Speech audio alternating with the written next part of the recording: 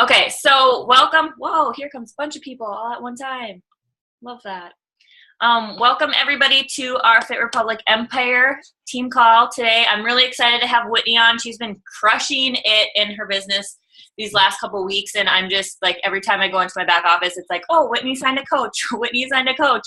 So I needed to ask her what she's doing in her business, and she needed to share it with us. So I'm gonna pass it over to her. She's going to share a story and then her tips. I hope everybody has pen and paper ready because I do. Okay. So I guess I'll start with when I first started. I think it was July. So rewind, I went to grad school to get my doctorate in physical therapy. Worked as a PT for a while, and then I met my husband and we got married. Started with a honeymoon baby, and then 20 months later had our second, and then now we have our third. So 5, 3, and 15-month-old boys. So life got pretty crazy. I always wanted to stay at home with my kids. Went to PT school as a backup because I obviously hadn't met my husband yet, and knew I wanted to be able to take care of myself if need be. But I went into PT because I loved working with people, all different ages, all different backgrounds. Let me see. I'm looking at my notes a little bit. I built amazing friendships, relationships with patients. Eventually I became more of a therapist than a physical therapist, and that was hard for me. I would take my work home with me a lot. And so eventually, once Zach came along, I stayed at home. Let's see. Probably in the last 6 months, maybe a year, I started feeling kind of lost a little bit. Wasn't fully enjoying being a mom. I just kind of was going through the motions. I needed something outside of being a mom and a wife and a maid and a cook and all of that jazz to be kind of mine and something I was proud of. So I decided to order PIO. I wasn't a coach yet or anything like that. I tried PIO because the gym just wasn't happening anymore. Tried PIO, loved it. About a month into PIO, I reconnected with Anne on Facebook. We went to the same high school, and I saw her posting about Shakeology. Obviously, I was familiar with the programs and everything, but I really didn't know much about Shakeology, so I reached out to her. Let's see, I just literally said, I looked back at our conversation when I initiated it, and I said, what's the deal with Shakeology? How often do you hear that? I said, also, it seems so expensive. So I signed up. She talked to me a little bit about the, benefits with the discount and all of that stuff. And I signed up as a coach.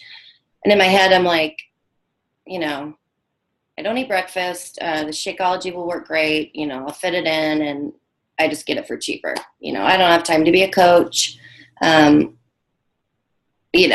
Excuse after excuse after excuse. So the first month, probably I signed, 3 coaches, and they were 2 friends of mine and my husband.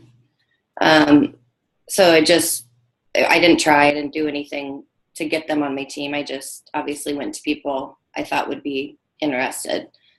And I thought, hey, I have my Shakeology paid for, and I went Emerald, which kind of got me excited. And I continued to, until I hit Success Club 6, not that much. And then the next month, 0. Yes, and 0. And it was because I didn't know where to go from there. I had a few coaches, and I don't think I felt like I knew enough about the programs and the products to do what I'm doing now. And so I just kind of sat back and I followed people and I watched and listened. And the more I did that, the more inspired and excited I got. And so then I just said, I had kind of an aha moment. I was like, this is something I really believe in. I'm not, trying to sell it. I don't need to sell it. I'm doing this because I believe in it. So I just started inviting like crazy, being very short and simple and to the point and honest. Obviously my message to different people was different. But I just basically said, and I also focused on on a certain type of person too for a while. People I knew either needed that in their life or already had it in their life and would already be good at incorporating it and sharing it. And so I just flat out said, I need you on my team. I think you'd be amazing at this. Think about it. I'd die to have you. Just let me know. And that's when people really started responding, when I wasn't just sitting there shooting the, which I think, and it depends on who you're talking to, but you definitely need to build a relationship with some people before you, throw it out there like that. But I also think people appreciate the straightforwardness and the, speaking from the heart and just keeping it simple and not leaving it up to them, but kind of saying, this is what it is. And, I almost had the mindset, if you don't want it, then great, I can move on. But this is why I think you'd be good at it. So that also, the minute I started doing personal posts, and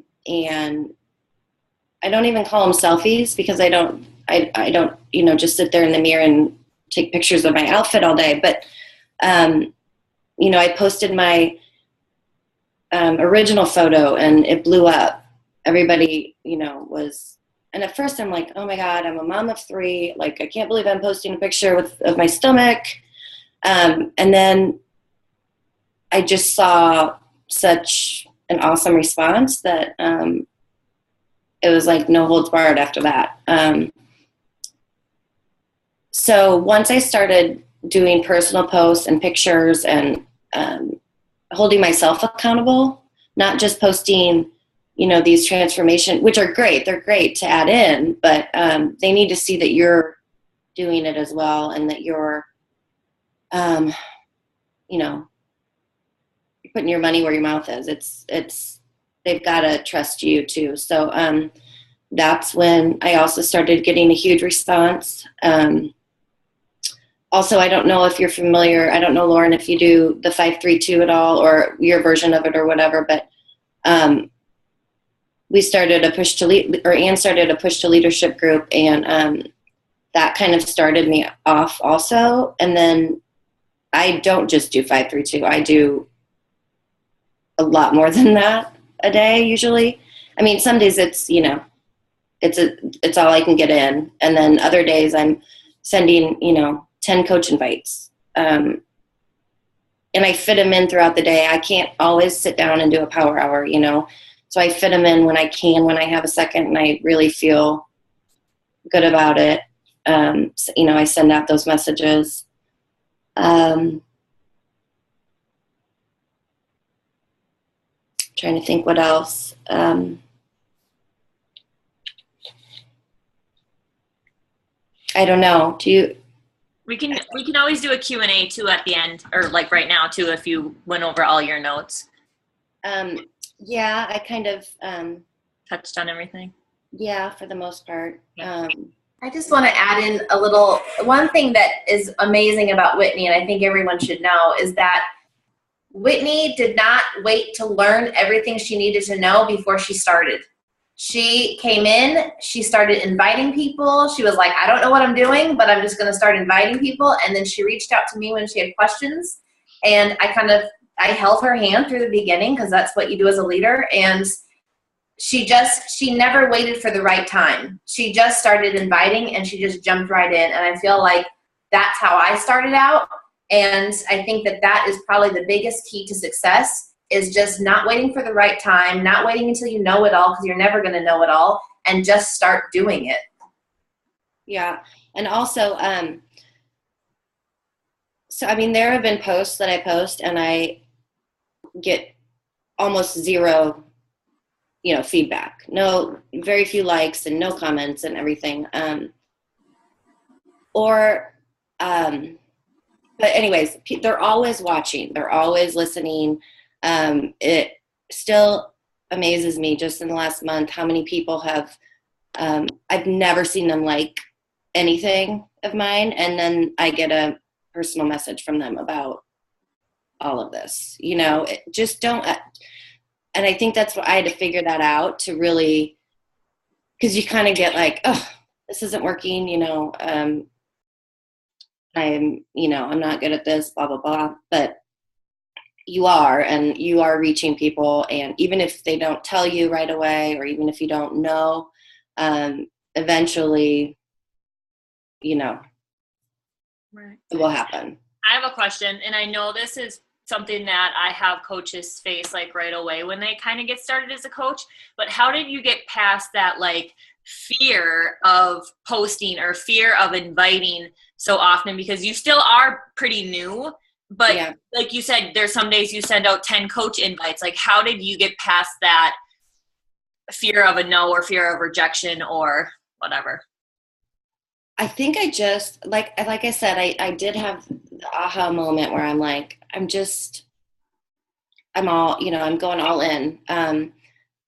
I believe in this, and I feel confident in what I'm promoting and sharing. And I think you have to really believe in it in your heart and feel comfortable with it all. And before you can, ask Ann. I was not about selfies. I was not about, laying it all out there. But I really think for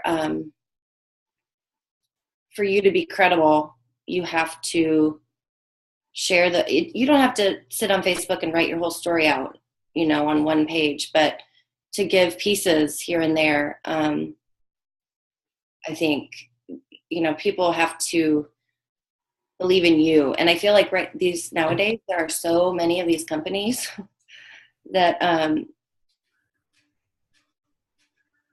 you have to do something to set yourself apart from all of that. Mm-hmm. Does that make sense? Yep. So we're not selling a shake. We're not selling, workout videos. We're selling it all, and we're selling ourselves as your advocate and your, biggest fan. And, so I think they have to trust you to believe in that. And you have to share, some of yourself to make that happen. Right. I don't know if I answered your original question. I just think I got to the point where and that's why I think I took that month where I was at 0 points to just really kind of, I'm not saying that's the way to do it, but I, without even knowing it, I think I stepped back and kind of just took it all in and watched and listened and followed. And because I had a hard time sharing all of that and posting about it until I really, fully understood and could support it. Right. So it was like an aha moment, and I was just all in. That's when I did my first post of my progress. That's when I started inviting like crazy. It all just kind of, and everybody's different, but that's how it happened for me. And once I let go of that is when I signed 11 coaches. Right. Chrissy, did you have a question?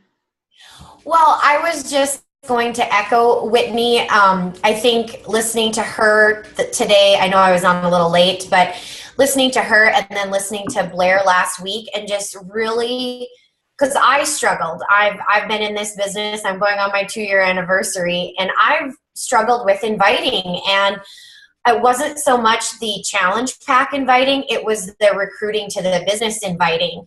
And I think what I've been watching Whitney, and now that I've been doing accountability partnering with Anne, I have realized, and then Blair's message last week, it's like I've realized that this is a gift. Like last night, I got a message from a gal that I had invited, and she's like, you know what, my husband's having back surgery. He's going to have another one. We just can't afford it right now. And all of a sudden, I'm like, I sent her a message back, and I said, oh, I'm really sorry. You'll be in my thoughts and prayers. You know, like, I know this family. And then I put the computer down, and I'm like, well, that's stupid. I'm like, I should present the business, you know, like, I think for me, it was just like, it clicked for me when Blair made that comment last week that this is a gift. And when you come across and you think that this is a gift that you're giving to other people, it's just like telling somebody that there's the job opportunity in their town. It's just like telling somebody that they could work from home, you know, all these things. It's a gift.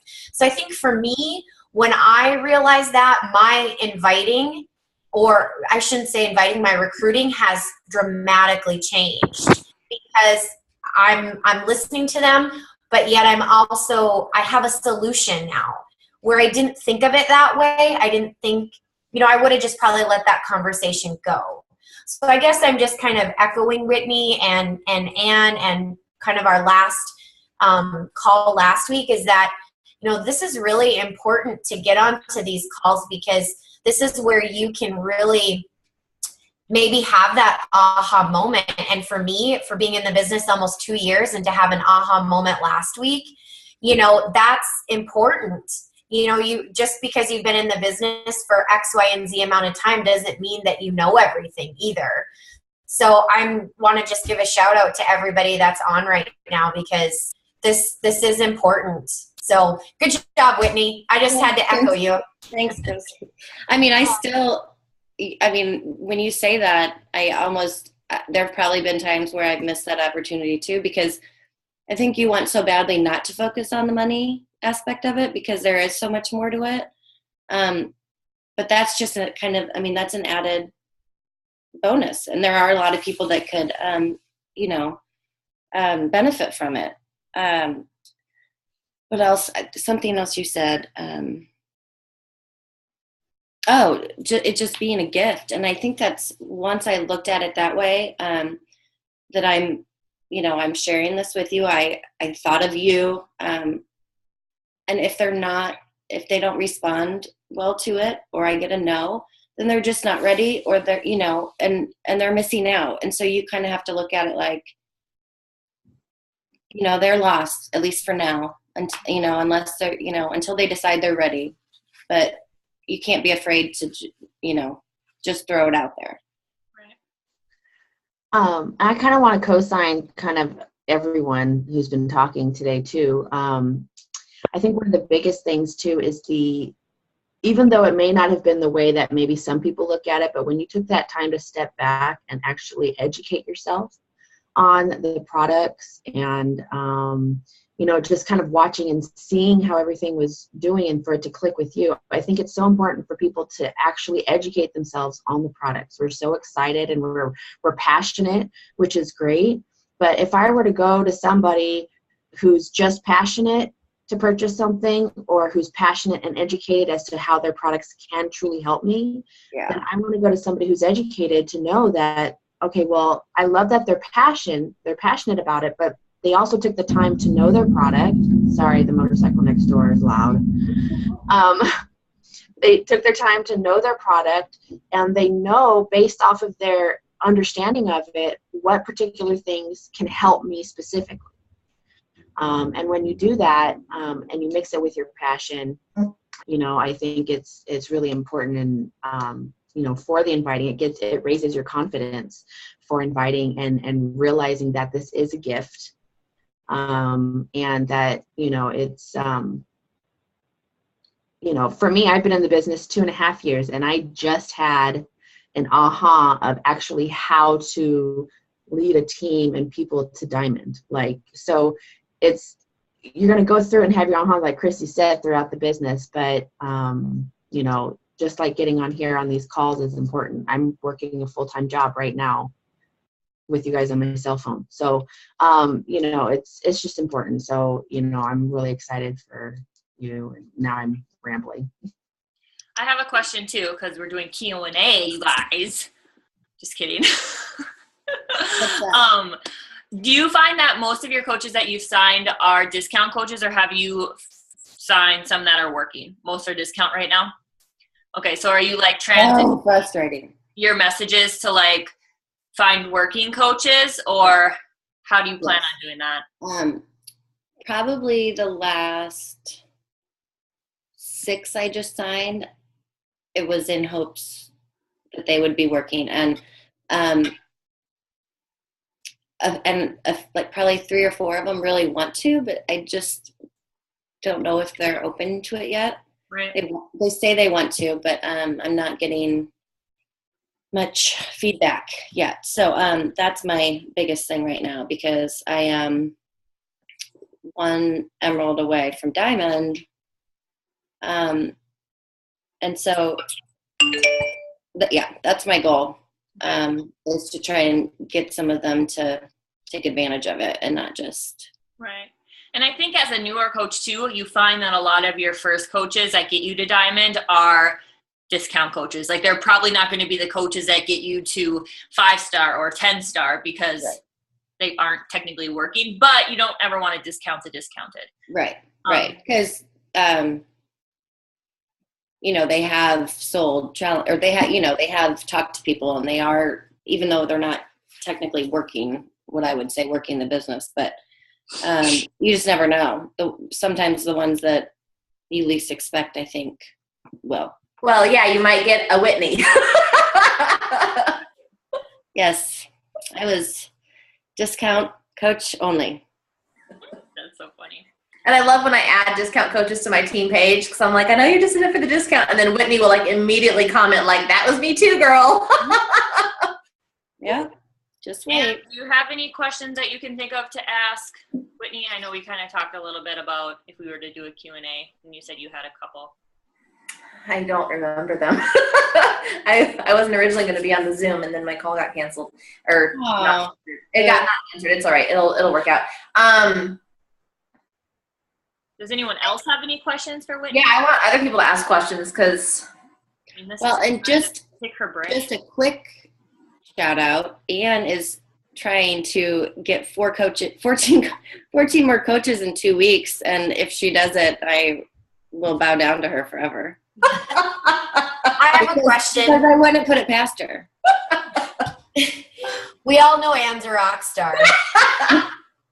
But I do have a question. I have some newer coaches on here that have kind of maybe not necessarily struggling, but if you could give, starting out as a new coach, if you could give them one piece of advice to as starting out as a newer coach to where you are now, what would that be? What is one thing that you would recommend them to do, knowing that they've just started out as a new coach, that you did, that you helped, that you felt helped you get to where you are right now? Do you know what I mean? Yeah. Okay.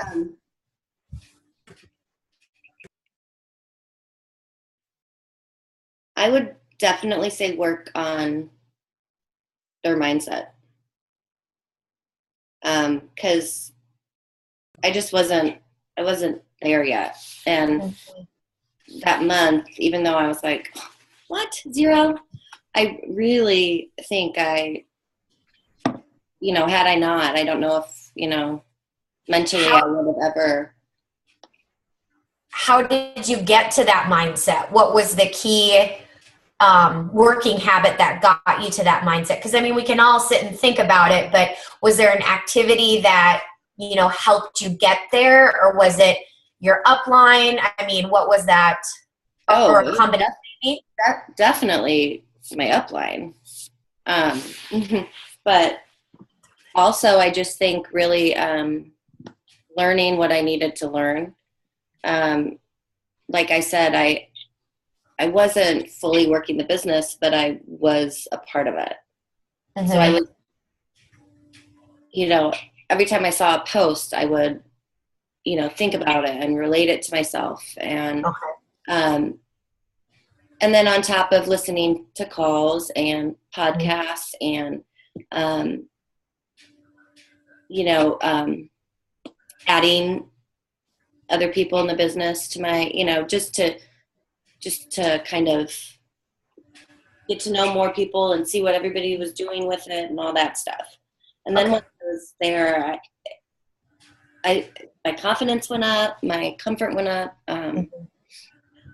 Because like I said, I believed in it at that point, you know. Right. So basically you're saying getting plugged into the support system and reaching out to other coaches and using, you know, kind of watching them from afar and using them as kind of your inspiration. Yes, just really not to follow and not to, you know, copy, because I could see that being easy to do, but for inspiration, yes. Yeah. Okay. Thank you. All right, I have to ask a question about personal development, because so many new coaches don't hop on the personal development train right away. And I know that that's something you're still working on, that's right.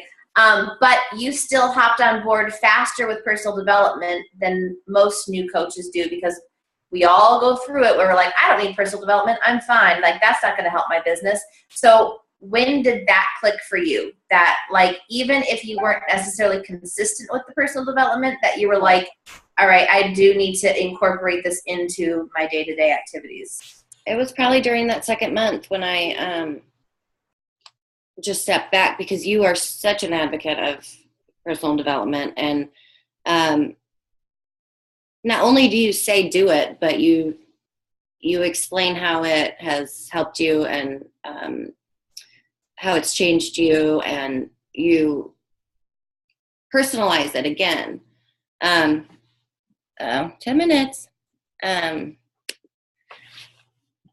that's what back to even the posts, you know, it's sharing it's making it about your life. And I don't know.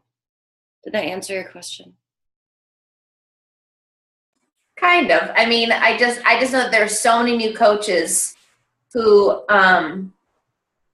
don't read it right away. And so, and I just know that you, at least you trusted enough, and maybe I don't know, maybe it was me leading by example, but you trusted enough that it was a key piece to your business, that even if you were still figuring out what to read and when to read and all that stuff, like, you still, at least you made the effort every day to incorporate it in one way, shape, or form, which a lot of new coaches don't do. I also think I had done everything else in the past. I've done the fitness. I've worked out like crazy. I've changed my diet. I've eaten healthy. But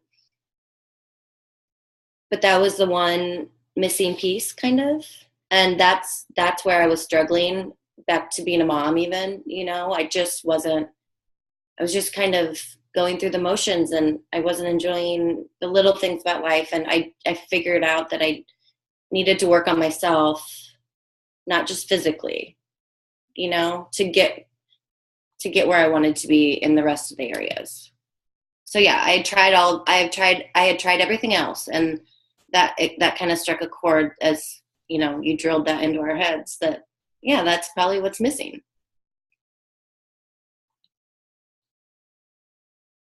I appreciate the drilling, Anne.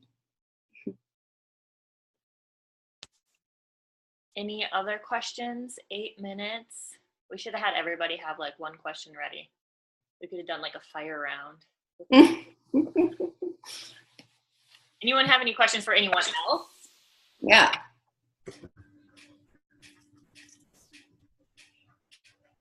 I think something that I wrote down when you guys were talking about this being a gift is sometimes we need to remind ourselves that it's not about us when we're inviting.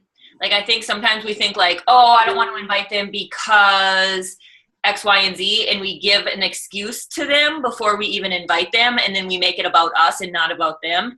And I know that's something that can stop people from really inviting people, because they almost give the person an excuse to why they wouldn't be interested before they really even like invite them, and they don't even know, and they're making it about themselves instead of about the person. So that's something to think about, like when you guys are inviting, is it's not about you guys. Like, your journey and your business and sharing is about you, but your inviting isn't about you necessarily. So when we like give people objections before we even invite them, that's us limiting that gift to them, or it's us being what's the word somebody always calls it? We're not being Genuine? I don't know what the word is. We're not being, dang it, I'll probably think of it when we get off. Lauren, I have a question. Oh, I hate when that happens. I have a question for Lauren. Oh, okay. Well, it's generally for one of my coaches. So just how, because you've been in the business for a long time, and you have talked to all of us leader coaches, you know, that you've lost a lot of coaches over the years, and, you know, where you were when you started to where you are now, totally different coach. How did you deal with that mindset when you were losing coaches, and then, you know, just kind of getting through all of that? You guys, I still lose coaches to this day. 4.5 years in, I still lose coaches. I still lose coaches who I think would be amazing coaches that get into the business, and I kind of had convinced them to get in, and they quit because it's not right for them. So I still lose coaches as where I am now. It stings still to this day. Like, I think because sometimes we want it so much for the other people, and they don't want it enough for them. But for me, when it happens and I see like, oh, this person's quitting, or, oh, I got this confirmation email of this person quitting, I take a couple minutes and I'm like, oh, that sucks. They would have been really awesome. And then I just have to let it go, because I have so many of you guys who are amazing, who are bringing on coaches who are kicking butt, that I can't focus on the people who aren't willing to put in the time, you know? So like, it's just a mindset. And I think the more you dig into personal development and learning to just let things go that you can't have control over, because you can't make those coaches work the business. I mean, we can't make our inactive coaches work the business. We can't make coaches who don't want it work the business. So we just have to focus on the coaches who do want it. If that Thank helps. you. Yes, thank you. 2 other tips that have been aha moments for me. You'd think I would have learned a little bit faster, but I didn't. With Blair's call last week, not just talking about the whole aspect of it being a gift, but coaching being the end all be all, one big solution to everything, and not separating being a challenger versus being a coach, that a coach is really like the best of the best. I've been using that in my mentality and offering it to everyone, because we have such a community and such support. And that's ultimately the missing piece in what everyone is missing in their health and fitness journey. So if we can remember that coaching is not about the business or financial opportunity overall, then that's what we need to be offering people. Second of all, get on the phone. I'm not a phone person. I hate being on the phone. But think about how long it takes to have a conversation with someone through Messenger. You could talk to someone for weeks, like spread out this conversation for weeks, and then it loses that momentum. Whereas when someone, like when you present the opportunity and someone starts asking you questions, immediately ask them, when can you get on the phone? I'd love to chat it out with you. You can ask me anything you want. You know, just make yourself an open book and get on the phone with them. I have a phone call set up today, and it like helps kind of ignite that fire like within you to talk about the business, and they can hear the passion in your voice. They can hear how much this opportunity has changed your life. You cannot get that across in Facebook Messenger. So my 2 tips. hate when that happens. Also audio. I've been using like the audio messages in Messenger too sometimes if you know you can't get on the phone, because sometimes people don't like scheduling calls, or it's like pulling teeth with them to schedule calls, but I do audio voice on the Messenger too, and that helps. Yes, but the other thing too that Claire talked to me about, which is another aha moment, she's like, Ann, the people who are going to get on the phone are the ones that are serious. Those are your real prospects. And I was like, oh, that's brilliant. It's so true though. Like the people who will get on the phone with you, those people, you know, are actually serious about it. And people are going to have a harder time saying no to you on the phone. So, you know, they can't really ignore you unless they don't answer the phone. But in general, I think that's a good rule of thumb too with your coaches, new coaches. The ones who get on for a GSR call or that kind of stuff are going to be your coaches who probably are ready to run with it. The ones who don't probably are not ready yet. So, yep. Well, we have a minute left. So I just want to say, Whitney, thank you so much. If you ever think of like any other tips or anything, feel free to make a video, or we can get you back on the call if you want. If you guys think of any questions for Whitney from like after this, or you re-listen to this or anything like that, feel free to post them in our team page. Don't go and like bombard Whitney with a ton of messages. I don't have anything going on. Well, that way everybody can like see your answer, and it's not just like that one person getting the feedback. Yeah. So if you guys think of any questions, feel free to do that. Oh, it's Jamie's shirt. I was like, what's going on down there? Otherwise, I think that's all I have. You guys going to Platinum Edge, enjoy yourself, take a lot of notes, and maybe next week we'll do a recap on Platinum Edge. Are you not going? I didn't know this. We'll talk later. Okay. Thanks, guys. Thanks, Lauren. Have a good day, you guys. You too. Bye, guys.